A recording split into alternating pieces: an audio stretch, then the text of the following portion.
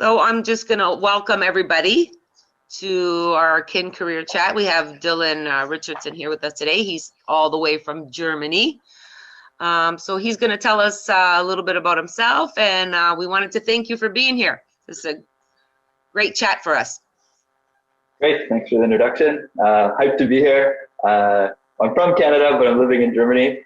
And yeah, excited to talk to you guys a little bit about my career, kind of how I got here, some trends in the industry, some key skills, and answer some questions. But really, I think I'm a normal guy, so shoot your questions in the chat or ask me a question. I'll run through this. I'm trying to be different with the presentation and some rap quotes and some funny things that I think inspire me. And yeah, thanks for Windsor for the opportunity. I loved my time there. Maybe I could talk about it more, but I did only my master's there, and it's a really good time and really cool initiative that they're doing this, connecting alumni and people in the industry with the students. So a really cool initiative, and happy to be a part of it. So the marathon continues. So yes. People talk about their career and kind of the steps they take. So I did my undergrad at Nipissing University in North Bay. I grew up in Ottawa, so I went to North Bay. It's 4 hours north. Never heard of the city in my life, never visited. I ended up there, and in the end, it was really nice. I really liked it there. Got to do some co-ops similar to, I think, the undergrad program at Windsor. So I did a really cool one at the YMCA in Ottawa, really cool program. And it kind of led me in this direction of recreation management. This is the direction I kind of wanted to go. So I got to work for the city of Ottawa, city of North Bay, doing like random summer camp jobs as a university student. Was lucky enough out of that to get an internship with Canada Basketball before I started my time at Windsor. Working through my master's, I got a cool internship and opportunity with the Olympic Committee, which was really nice, and then graduated from Windsor, started working at Gymnastics Canada, and eventually made the jump over to Germany 3 years later. So it seems really cool, and it seems like all the ducks were in a row and like things lined up, but maybe it looks this way, but in reality, it didn't go this way at all. And like there were many like strikeouts and failures, and so I have a good quote. So yeah, I'm not gonna lie, like I had it all figured out. I just didn't quit. That's the only diminishing quality. So good rap song if you want to check it out. But for real, yeah, it seems like all the ducks were in a row, and it was really easy. But in reality, it was really hard, and like I had many failures. I still think back to some of the jobs I applied for that I wanted, that I had the interviews for. I was like so excited about, and that I struck out. So yeah, it's just kind of like getting over it and moving on. And obviously I jumped around a lot. So I lived in Ottawa, I jumped to North Bay, I jumped to Toronto for Canada Basketball, I jumped to Montreal for the Olympic Committee. So this is a good quote from somebody in the industry, or it's like maybe it's not credited to him, but I saw it on Twitter, and this is one that stuck with me when I was in my undergrad.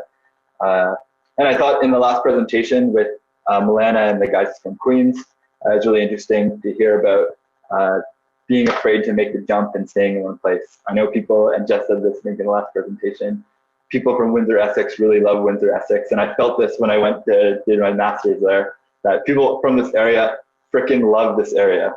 And I was the complete opposite. I was jumping for every opportunity, and I really felt this way of like, if you stayed in one spot, you're always going to have the same perspective and the same view. And I always felt, I did my internship at basketball. I grew up, I love basketball, and like getting this internship was amazing, so unexpected. And I remember working there, and people I worked with, they love basketball. Everybody loves basketball. And one of the other interns with me said, I want to work in basketball for the rest of my life. This was in like 2013, so maybe basketball wasn't as popular.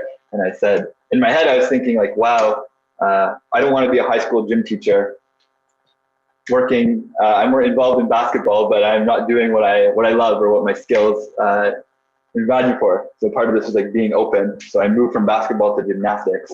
Or I went to the Olympic Committee first, but I was open to working in gymnastics. Wasn't a sport. I knew nothing about gymnastics, but I knew the skills I had, and like the opportunity was there, that it was the right move to make. And a great one. And it's like being open and having like learning from this perspective and not being afraid. Yeah, only have one view. So being able to make the jump and do this, I thought was something really important from all of this. And not being afraid to move and pursue the opportunity. And it's maybe someone from career service could advise this, but I remember being in my undergrad and talking to this, and I thought it's a huge benefit to my resume that I wasn't like, it's a skill to be able to move and be flexible versus staying in one organization for 3 or 4 years. There's the two sides of what reliability versus pursuing opportunity. So this is a good quote that I always think about, and I still take to in my job today. I think this is something that's really important that I use every day, that I'm always looking at other sports and inspiration from things that other sports are doing, other fields, other organizations, and how we can implement it and apply it into our sport or my job today. Like doing webinar series, doing development programs, things with competition, sport presentation, things like this.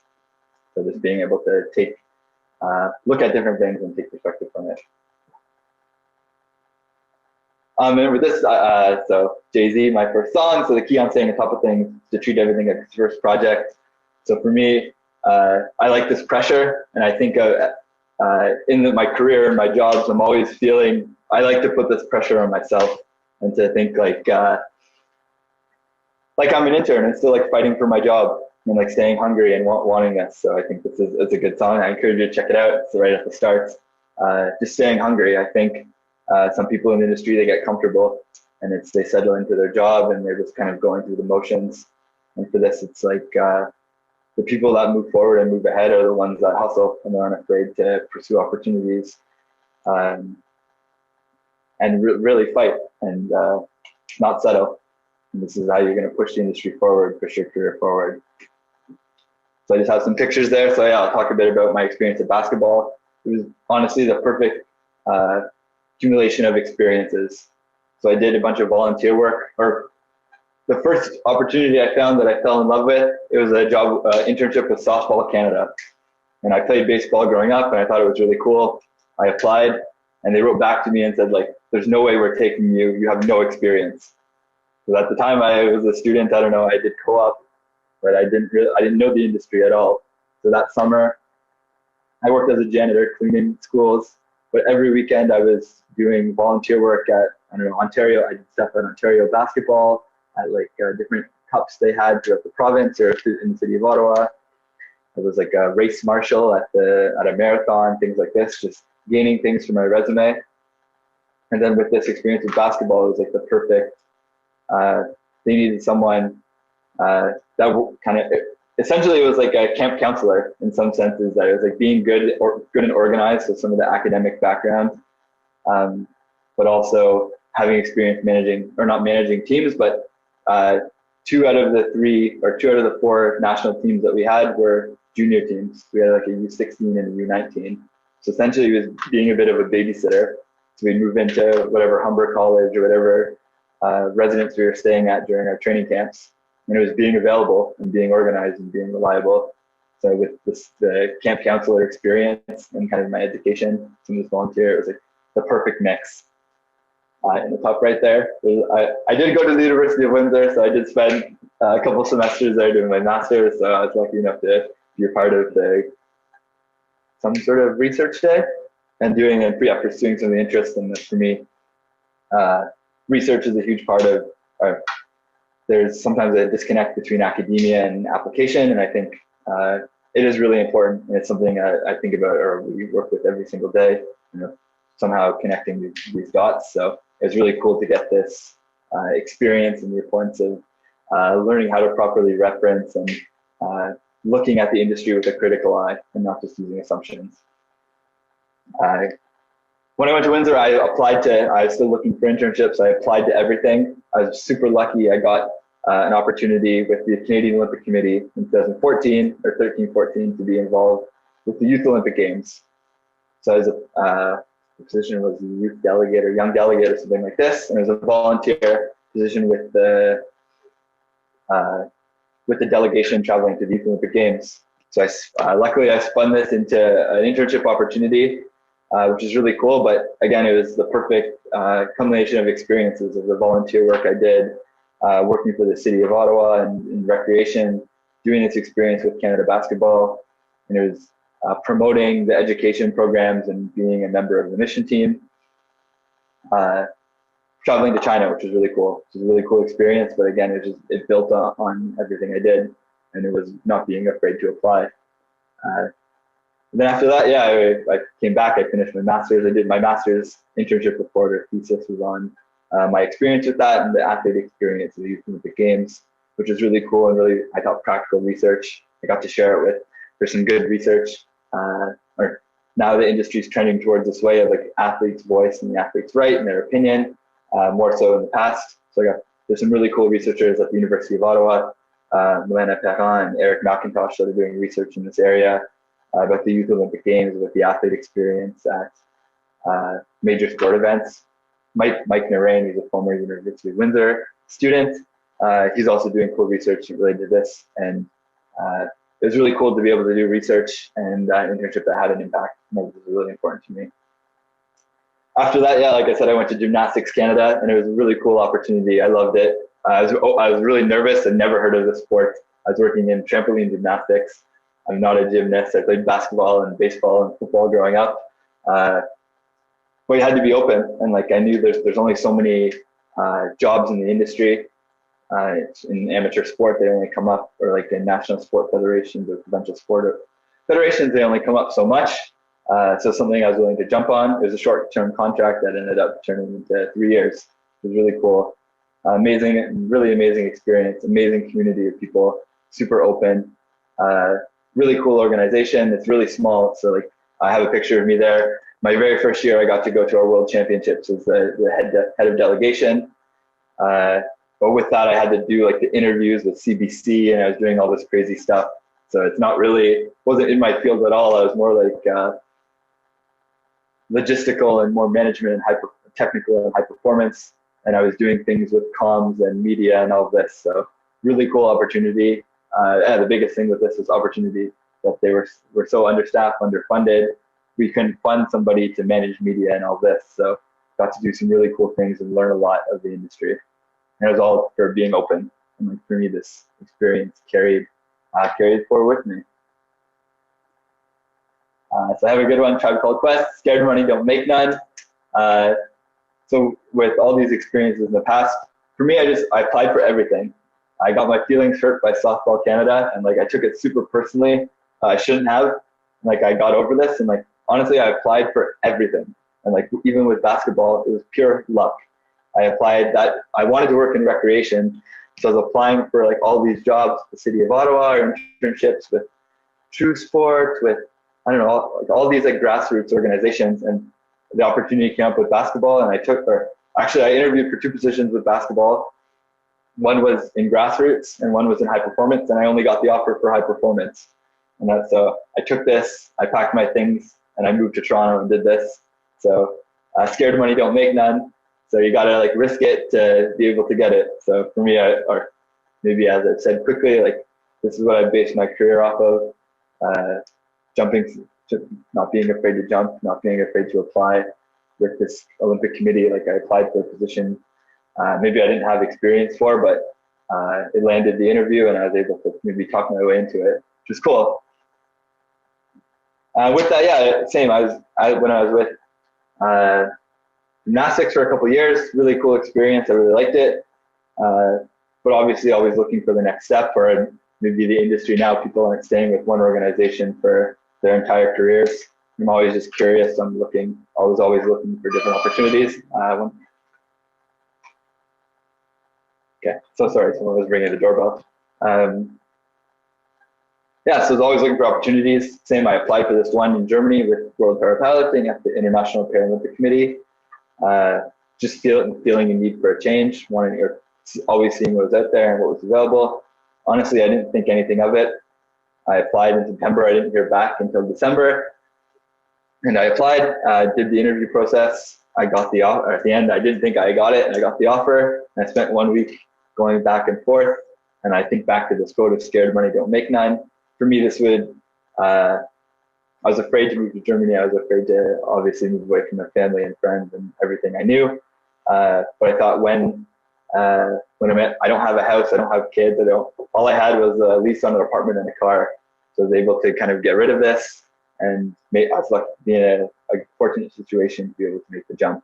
luckily the organization, and maybe this is more of a Europe thing, but they were able to pay a relocation fee. So I got, and I took it, whatever, it was a 6-month trial period, 2-year contract. And I said, after 6 months, maybe they'll hate me, or maybe I'll hate them, and I won't like the opportunity, I won't like the living experience, and want to move back. So luckily they paid for my flight. So there was, for me, it was pretty low risk that after 6 months, if I struck out, I could come back to Canada and rebound, and at least I'll say it won't eat at me that I was afraid to take the risk and experience this. And at the end, I'd get that check mark on my resume. So looking back, I think I'm crazy because, or it's been an amazing experience. Now I've been here 3 years in January. Again, and the thing I will say is an opportunity for a small organization.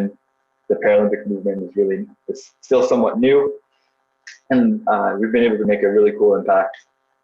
So with that, maybe I'll jump ahead. So kind of talking about a little bit what I'm doing. So really in World Parapiloting, we're a department with the structure. We're a department within the International Paralympic Committee. So really I'm just managing parapowerlifting, so bench press for athletes with a disability. And with this, in that education, so our courses for our coaches, our technical officials, volunteers, competitions, development, so grassroots projects, high performance projects, running training camps, things like this, competition, so kind of doing some more logistical things with our World Cups, with our regional and world championships, some things with games and all this, technical, so reviewing our rules, kind of the technical elements of our sports, governance, working with some of our committees and to step forward the things ahead, maybe towards independence. There's an element of research and academia. So trying to link these two is trying to conduct some sport-specific research. Really, if there's anyone interested in researching the Paralympic movement, lots of opportunity there.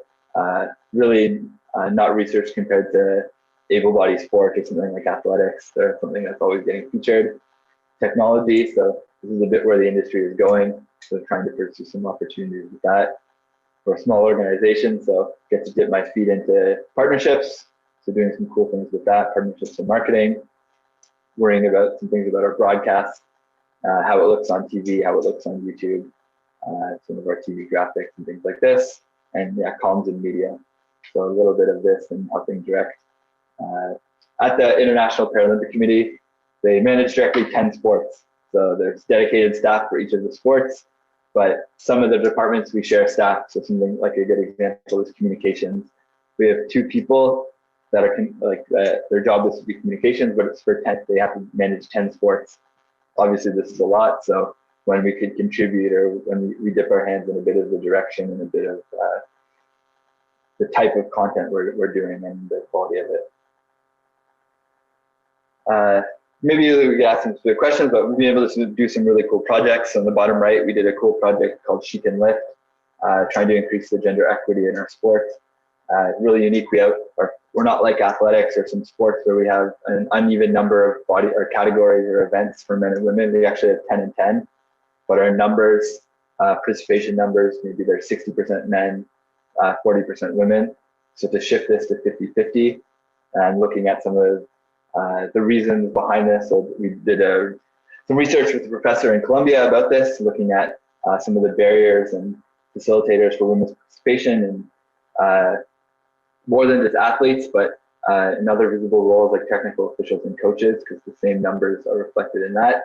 And there's lots of, we can do a whole, someone could do a whole presentation or a lecture about this. Maybe there's a course that Vicky Parashak, maybe she's still involved doing about like gender equity and visibility in sports, but some really cool things we did with that, and really cool project that I'm really proud of.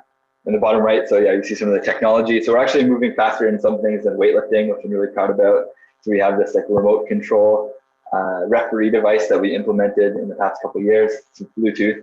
I think weightlifting sometimes they're using wired devices to provide the decision. So we're really proud of this. And actually the colors, just comparatively in weightlifting, they're giving the athletes feedback, either that it's like a white light that it's good or a red light that it's bad. We have 4 different colors. So the specific technical reason why the lift was an incorrect lift, the athletes getting this feedback, and we're broadcasting it to the spectators in the front of house, but also in the back of house wirelessly, which is nice for the athletes to be able to work with their coach to change, even in the competition, their technique and get a good lift the next time. This year we launched an online World Cup. So in the bottom right there, we have an image of this, which is really cool. The athletes were able to submit videos, and we did a live one, and we did a offline or passive one where athletes were submitting videos, which is really cool. Really good chance to innovate, especially in this time. The athletes are all in quarantine, and every country has different regulations. So really cool opportunity to try this out. We did a cool broadcast of it, using our referees too to keep them active. In the bottom left there, I have a picture of two of our athletes. We have a really cool partnership. We are developed with a British company called Kid Us Out, or it's a charity. And basically they're supporting us provide uniforms for athletes from developing nations. So really cool, impactful partnership we were able to develop, sharing our common goals. Some really cool stuff, some things we're really proud of, and a little bit about what we do every day, so talked about this. And a good one, like for us, I always think of Tim Lewicki. He's the former CEO of Maple Leaf Sports Entertainment. He has a good quote. I remember talking, this is like 2014, 2015. Why can't we be great? We have to try, we have to take chances. This is when the Raptors weren't so good, when the Leafs were really bad too. TFC wasn't so good. And it's just belief in yourself and pushing yourself forward. This is one I always think about, like, we're not the most popular sport, we're not athletics, but we need to try to do some really cool things. And if other people are doing things in the industry, I don't know, with technology or with development projects, we could do something like that. There's nothing stopping us, or it's ourselves. We have to push ourselves. So this is one I always love, and I always think about. Maybe just talking about some key trends, some things where I see the industry going. So, and maybe there's no specific order, and in some of your undergrad classes, maybe they're better to talk about this than I am, but from my perspective of being in industry, so there's no order really, but diversity and inclusion, this is a big one, whether it be gender, religion, ethnicity, all of this, disability, all really important, all something that's going to continue and just gain more importance. Athletes' voice and athletes' rights. So you're seeing this in lots of national federations, athletes' commissions, and within specific federations and at the international level too. The athletes having a seat at the table in a decision. For us, this is really, like, with our rules, arguably changing our rules is more impactful. It's more important to ask our athletes what they think about it than it is to ask the coaches or to ask the national federations. It's impacting the athletes the most. Accessibility of sport. This is just like, I have grassroots participation of like kind of where sport's going. So your professors could talk more about this, but like in Canada, you're seeing soccer participation increase like crazy because it's so accessible. There's no barriers of the equipment and all of this. And for me, I have a picture of CrossFit and parkour. These are, I think, are two amazing amazing case study. There's no equipment. You just run around outside, and you see the International Gymnastics Federation took the governance of the sports, and they're pushing this hard towards Paris and the next games, because this is where sport's going. It's not going towards being so exclusive. It's being, what do the Olympic and Paralympic Games mean? Do they mean the elite sport, or do they mean encouraging people to be physically active? And I think this is going to change in the industry. One of this, what is it? Not triathlon. There's one. The one where I forget what the name of it is now, but the one with, like, there's horseback riding, there's fencing, there's athletics. There's a bunch of Canadians. Pentathlon. Pentathlon's changing the format of their entire sport into a CrossFit-like format almost. Like after each round, they're eliminating athletes, and they're trying to format it in a 90-minute session. So it's like they're taking elements from CrossFit, and for me, like CrossFit's obviously a private organization, and they've had some problems, but even weightlifters, you're seeing former weightlifters go towards CrossFit, whether because it's more popular, there's more money available in that, and maybe less doping. But it's an amazing example of a sport like this that's trending upwards. And the reason why is because it's with the scaling and some things like this in CrossFit, it's really, really amazing how accessible it is. And the idea of the box is how it's an inclusive community.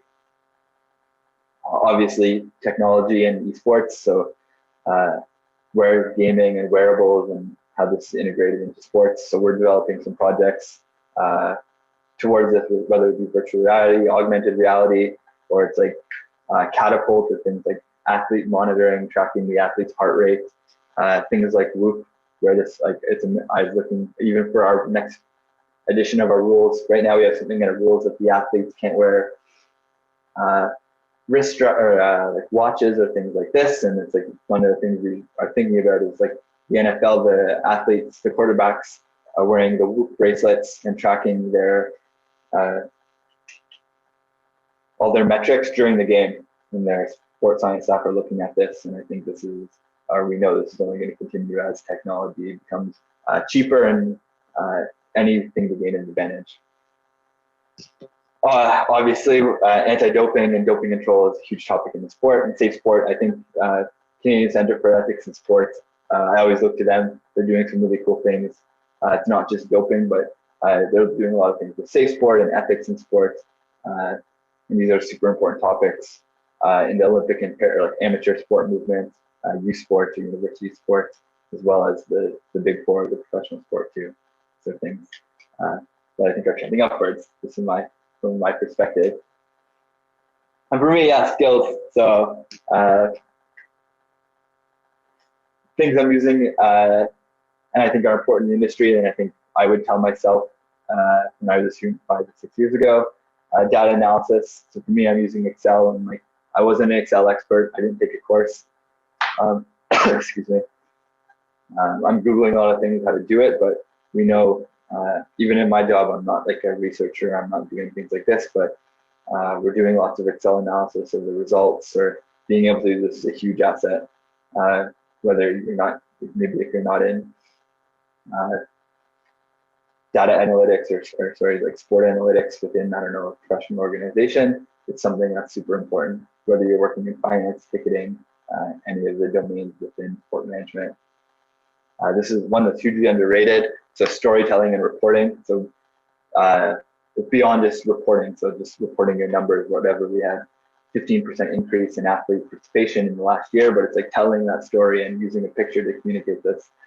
I think this is hugely underrated, and even for us, of how you get funding. It's not just filling in an application, it's kind of building your story and why you're a good case for a partner, why you're a good case to a funding partner, even internally, of like the priority of some of our projects, and communicating, like shifting some of the rules for our athletes. It's about telling the story of why it's important and building this argument. Referencing. So for me, it's like we're applying for lots of grants, and it's like, I know some of my other colleagues in the other sports, I grew appreciation for referencing, but at the start, I think in my undergrad, I hated it. It was really difficult. Now I really appreciate it. Like for me, I think when I do a grant application and I'm like, everything I'm saying is validated. I'm not just kind of, sorry for my language, sorry, but like I'm not just pulling shit out of my ass. And like it's true what we're saying, and it's like your application for whatever is going to look way better if it's well referenced, and it's like you're not pulling things out of the air. The big one I think I learned in an internship, and I don't think it's so important, is connecting the dots. I don't know the right word to put this, but every department's really important. So at the Olympic Committee, I did an internship, and I worked in logistics, or like kind of the team management. And I remember we did a promo, or the Bay, or one of the partners we had, were giving all the athletes gloves. This was a marketing deal. So marketing made this deal that the Bay was giving all the athletes gloves, but it was a logistics team that got the athletes the gloves. You know, this is like, everyone was aligned in the same direction. Every department understood the value of each other department. And I think this is a huge aspect of sport. So right now I'm working a little bit all over, but understanding the value of our comms team. We're doing some cool projects, but if we don't communicate it to our community, to our partners, to the industry, to the movement, it's lost. So working with these and understanding how important they are. Versatility. So for me, I've only worked in more amateur sport, but being able, like I'm dipping sometimes in marketing, I'm dipping sometimes in comms, I'm dipping sometimes in technical. Being able to jump and work in all these, I think is super important. And it's only going to help your career for the long run. For me, like a big turning point in my career was that summer when I was supposed to do my internship for my master's. I remember I got an offer from, it was the Pan Am and Parapan Games in Toronto. And I had an offer and I really wanted to push the Olympic Committee to work with them. Because I thought it was more important for my career in the long run, not getting like, there's nothing wrong with working in events, which events are super important. And it's like, in a normal year, non-pandemic year, there's gonna be sport events in some way, shape or form. So I didn't want to get boxed into working in events or working in whatever sport presentation, something like this. So having the experience is, I think, really important. And yeah, the last I would say is creativity. So being able to be really creative. The quote I did for boxes, being able to take things from different industries, being able to take little aspects. There's things that I am on Twitter a lot or like Instagram, and I save pictures of things that like someday this little aspect of this idea I'm going to integrate into something I'm going to do. And I have ideas that eat at me from 5 years ago that are inside that I'm still thinking about, that some way I'm going to be able to implement. So being able to find a creative way to do this and face with the challenge. I think like I'm from Ottawa. My parents' dream was for me to work for the government. And I think that the most challenging thing about my job now is we always have a goal or something we want to achieve, but there's no necessarily direction. There's not like the instructions on what to do. So being able to like apply yourself, and the government, they have a template for this. They have this, you have to follow this guide, you have to do whatever. And maybe sometimes in school they have this, or in university they have this, there's a rubric of clearly what you need to do. For us, it's whatever, achieve task X, but there's no guide. So being able to creatively apply yourself, it's freedom. It's sometimes intimidating, but it's a bit of applying yourself and being creative. So this is what I would say to myself, some of the key skills that I'm using, or some things that I think are important in the industry. This is my presentation. So I have my email or my Twitter, but if you guys have questions, please shoot. I'm more than happy, like I said to Joanne at the start, I went to a small university, North Nipissing. We were just starting the program. I was the only person, I think, in my class that was interested in sport management. I was lucky I had some good professors that connected me with former students that went into their master's programs, but there wasn't something connecting the dots like the university's doing now. So really cool initiative. I'm more than happy to talk and answer some questions. So I'll stop sharing my screen.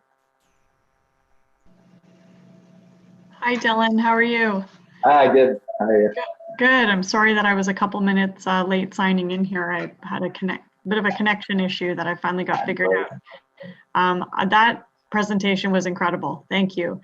I think if there aren't questions, it's because you covered so much in your presentation, and we can definitely see your skills even through your presentation. I do have some questions though. First, I want to state my appreciation for your rap quotes, your motivational rap quotes, as a unlikely lover of rap music myself. You had mentioned the number of job opportunities that you'd applied for and sort of the disappointment in not getting those jobs. And I think that is true for any field, but in sport management, you know, you're sort of told to just, you know, to go for it, go for these volunteer opportunities, go for the job, even if it's not in your area, as you stated with going for gymnastics. What are some ways that you recovered from the disappointment in getting those jobs? Not getting them. Not getting those jobs, yes. To be honest, like the first time it killed me. I was like so disappointed. I said, "Oh, what did I do? And like the next time I got to the interview, and then I did the interview process. I didn't get it. And for me, it was more just like after the first couple times. For me, it was like getting reps and getting experience. Like I got to do the interview, and I failed, so clearly I did something wrong. I when I was at Nipissing, when I was at Windsor, I went to the career services to like work on my resume. I still have a stack of paper with me where they like tore apart my resume and what I was doing wrong, doing the practice interviews. But for me, like I took many notes during the interview of what types of questions they were asking me. I remember being at the Kin building and like working with my colleagues and my friends to practice interviews with each other, the types of questions they were going to ask to prepare. So for me, it was like getting reps. I was obviously disappointed because some of the roles I really wanted, but I was getting, even though I didn't get that professional work experience, I got the experience of doing the interview or like applying and like I still have my Dropbox of like every job I applied for and the resume I did for that part of the job description, so I could see how I catered my resume to that job application and the cover letter I wrote. And like if I saw another role, I could pick some pieces from that. So I got that experience. And then also like when you're an undergrad or like when you're discovering what you want to do, sometimes you see a role and it's like, oh, you fall in love with this, you want to see it come up again. But there's so many roles in the industry.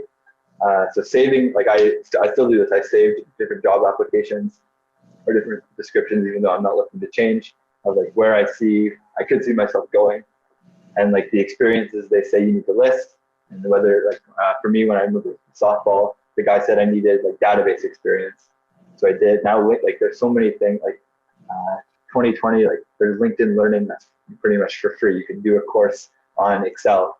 You don't even have to do it through school. So there's so many things to learn from that. And yeah, for me, the disappointment, eventually I got over it and like just practice. And like I appreciated the practice of doing interview, and I thought beyond the disappointment, eventually I'm going to get so much practice, I'm going to be good at it, and I'm not going to strike out. That's great. Those are all great tips and ways to kind of find the silver lining in not getting those opportunities. Another question, or I guess statement / question I have is what I really appreciated about your presentation was how you highlighted on different opportunities you had. And I think someone who just heard about sport management, or maybe students who are wondering, do they go sport management or movement science, wouldn't think about immediately when they think of sport management. And those are the opportunities you spoke about that have a real impact on maybe the more vulnerable populations, more vulnerable areas of sport. You spoke about working with parasport. You spoke about working with organizations to make sport more accessible to underdeveloped countries. And I think when I meet with students and they come in and they want to go into education or physiotherapy or chiropractic, I think that they really want to help people. And they really want to get down to those grassroots experiences and make an impact that they can see the outcome of, right? And I think there's a misconception that's not available with sport management, that you're in an office and you don't get to see the athletes, or you only see the amateur or professional athletes, that you're sort of in this very removed tower. And I love that you highlighted those experiences, because you've made a real impact on human accessibility to sport for all populations. And for sure. Now, is that something you expected out of sport management when you initially thought about going into it? Yeah, good question. Yeah, so I think when I was a student, I went to Nipissing and I wanted to be a teacher because I was like, is that maybe some people's dreams, right? To be a teacher, it's kind of good salary, it's safe. Like I was really appreciative of my experience in Nipissing. Like my second year, I got a co-op. We had co-op in our upper years, and I got assigned for a hockey team, and I hated it. I was like doing all these random things. Maybe it was like a sign, or maybe that's why I work in amateur sport, making a difference. And did I know I want to do this? Yeah, then I did this one with YMCA. I did my third year, I did it as a teacher. And I was like, okay, this is what I want to do. I did whatever, couple month placement being a teacher every Thursday, something like this. And it was okay. And then I didn't know the opportunities that were out there. Like, I don't know what I thought. People that work for like city recreation, And for me, like, this is where I thought my career was going to be on, or where I wanted my career to go. Like I said, to work in recreation and work with kids and make an impact. And it was all kind of luck that it ended up this way.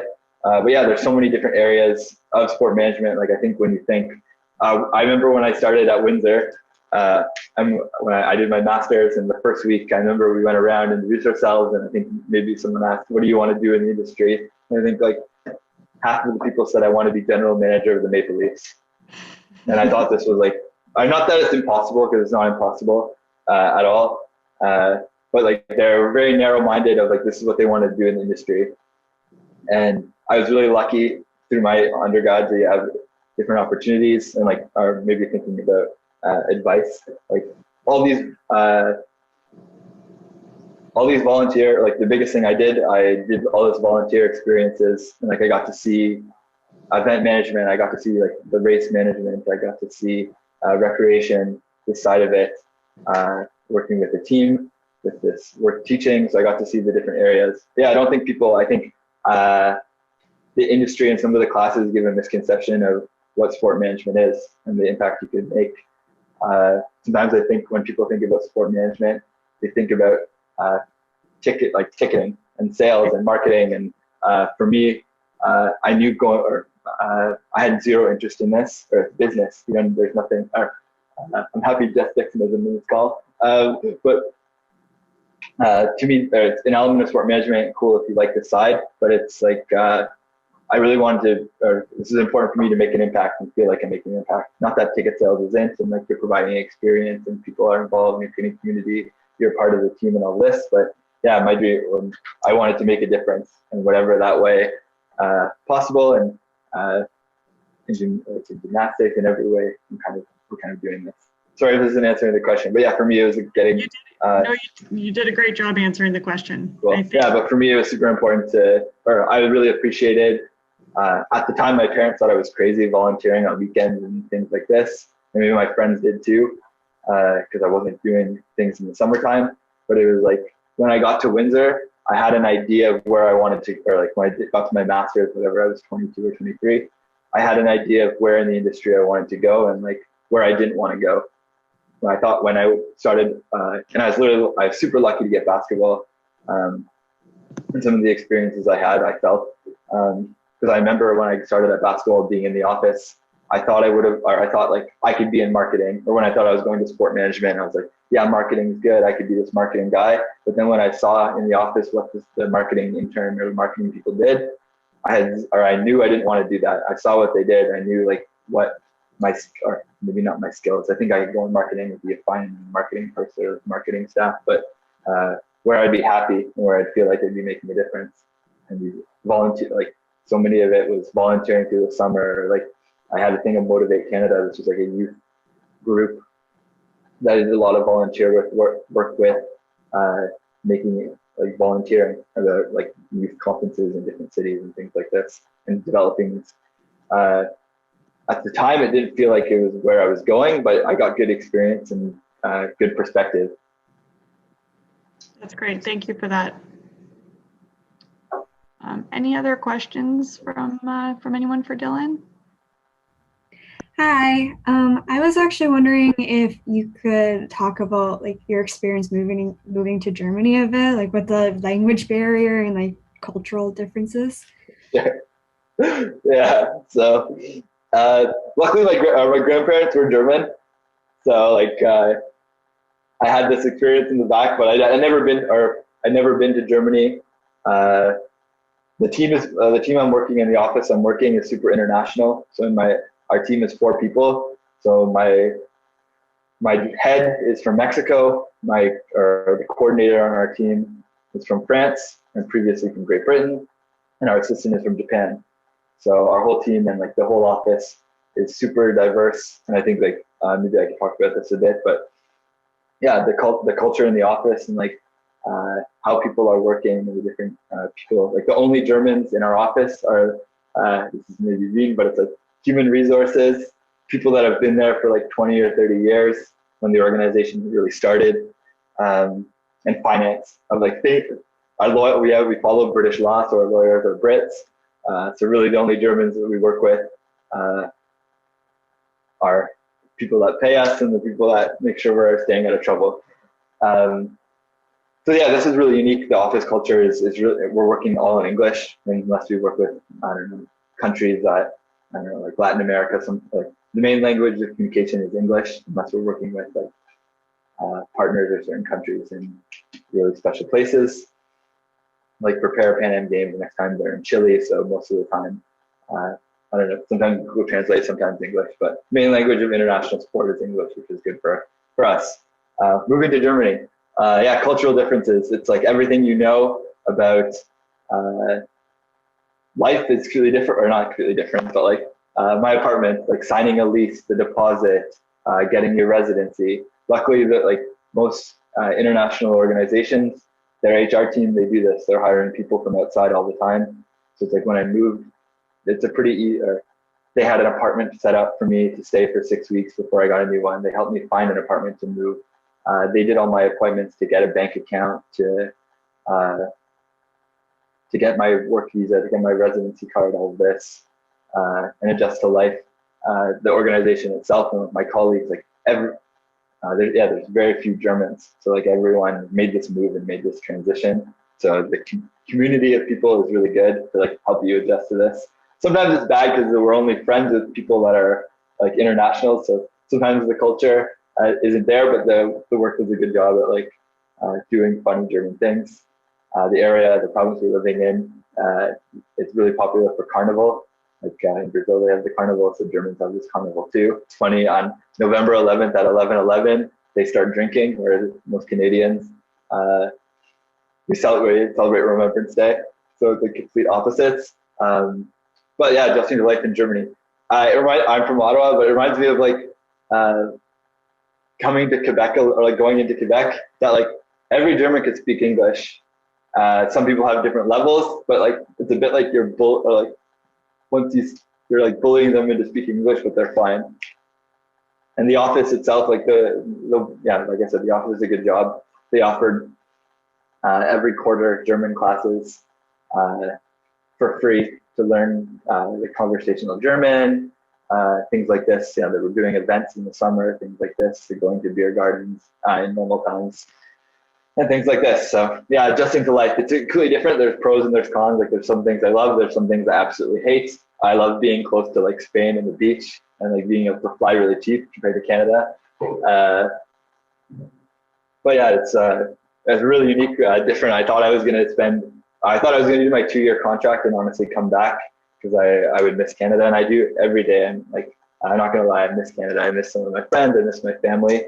But when I do come back, it's more quality time. Like it's more quality time than spending. Like I'm going back for Christmas. I'm gonna spend like 2 weeks in quarantine away from my parents, but 2 weeks safely with my parents and whatever number of support with my family and friends. But it's quality time, and it's a cool opportunity for people to come visit. But yeah, for sure, Germany's some things I hate, some things I love.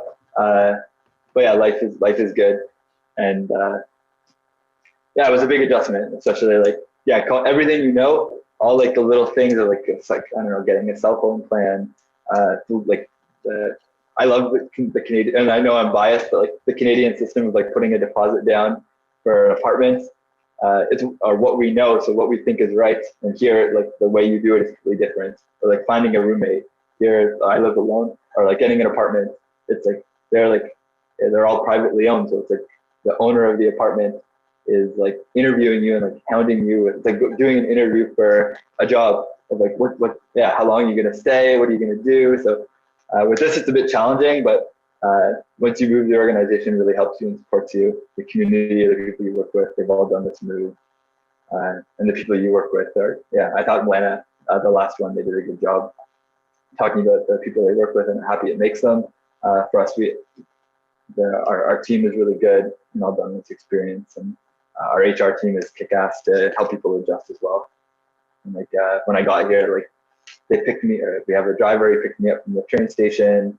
The HR person brought me to the apartment I was staying, bought me groceries, and they give you this book on like how to live in Germany. I'm still not over like things aren't open on Sundays. I'll never get over this. It's like all the pressure to get your groceries is on Friday night and Saturday. The banks, everything closes at like, or not, many things close at whatever. The banks close at 4:30. They close for lunch. Things close pretty early compared to like life in Canada, but there's some really good things. There's like lots of really good things and opportunity for me. This is, it's worth the trade-off, and yeah, destined to life is good. Great, thank you, Dillon. That was a great answer, especially, you know, as we talk about how important it is to be open-minded to relocate for those opportunities and, you know, finding that silver lining again. Any other questions for Dillon? I know we have a couple of we're nearing the end of the time here, but any other questions? I like the beard, Dillon. Looks good. I'm getting ready to come back to Canada. It's not, or here it's okay, but in Canada it's cold. Any other questions? I think he covered almost everything. Yeah, you did. That was excellent. And thank you so much. And thank you for allowing us to record it.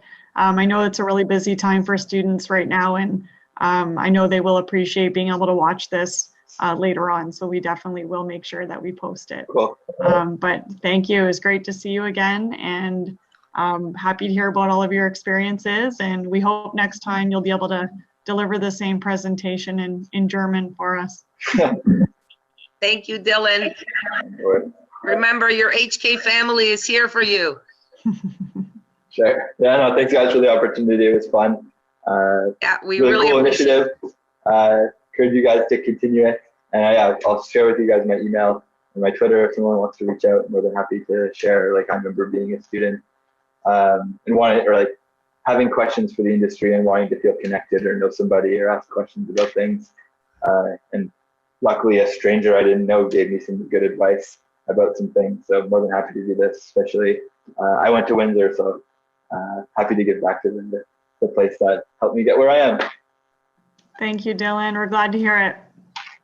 And stay safe and safe travels back to Canada to visit your family.